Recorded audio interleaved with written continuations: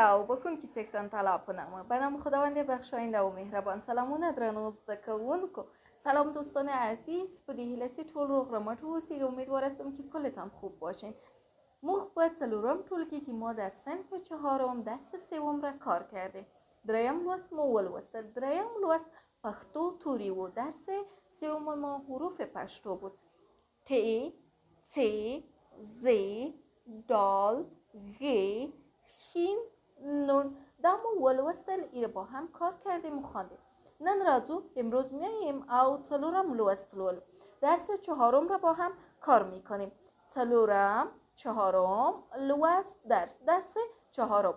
زموږ ما ټولګی صنف ما. موخه هدف د متن سم درست لوستل، خواندن، لیکل، نوشتن او ساده کلمه های ساده زده کول، یاد گرفتن. درست خواندن و درست نوشتن متن و یاد گرفتن کلمه های ساده. پوښتنه سوال. ستاسو شما په در ټولګي کې در صنف شما ټول همه‌تان چند تنه نفر دی است؟ در صنف شما در کل چند نفر است؟ ما په نوی در نو یا جدید ټولګي کې صنف ناست نشسته یو هستیم. ما در صنف جدید نشسته ایم. دا این څلورم چهارم ټولګی صنف دی است. این صنف چهارم هست. هر مضمون د یوه یک ښوونکی معلم لخوا از طرف تدریس می شود. هر مضمون از طرف یک استاد تدریس میشه یا درس داده میشه. دری از یک طرف، پښتو از توسط استاد دیگر، ریاضی از توسط استاد دیگر. هر مضمون یک استاد داره. هر مضمون یو ښوونکی لري. ایمل زموږ ما پښتو مضمون ښوونکی دی. ایمل استاد زبان پښتوی ما یا استاد مضمون پښتوی ما است. ډیر بسیار خوب سړی شخص دی است. بسیار شخص خوب است، مرد خوب است. ما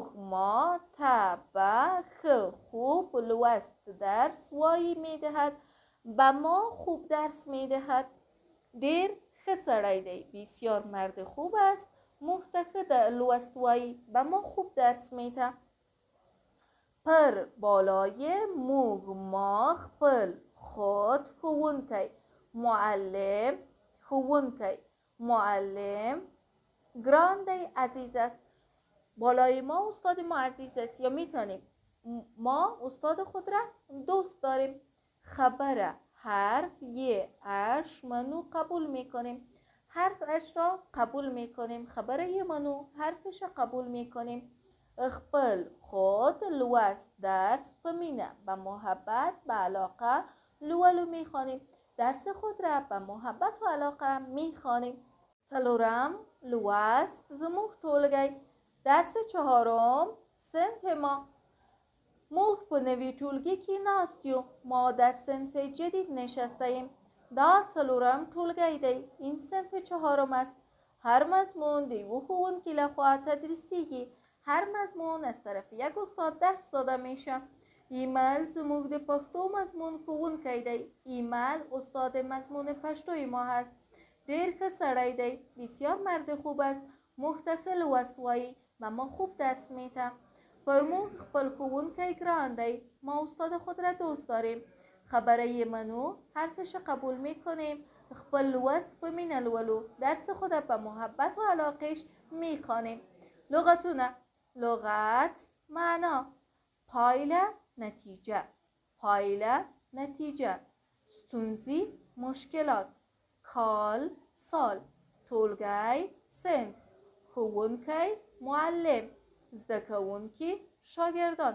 دا اوس زموږ او د تحصیل وست. ای بود درس ما و شما. موږ او تحصیل اغلو ما و شما آمدیم درس 4 صنف 4 را با هم کار کردیم. که چیرته ستونزه لري اگر مشکل داره نو کولای سی له ما څخه په کامنت کې وپوښتئ. میتونین که در کامنت از من سوال بکنید.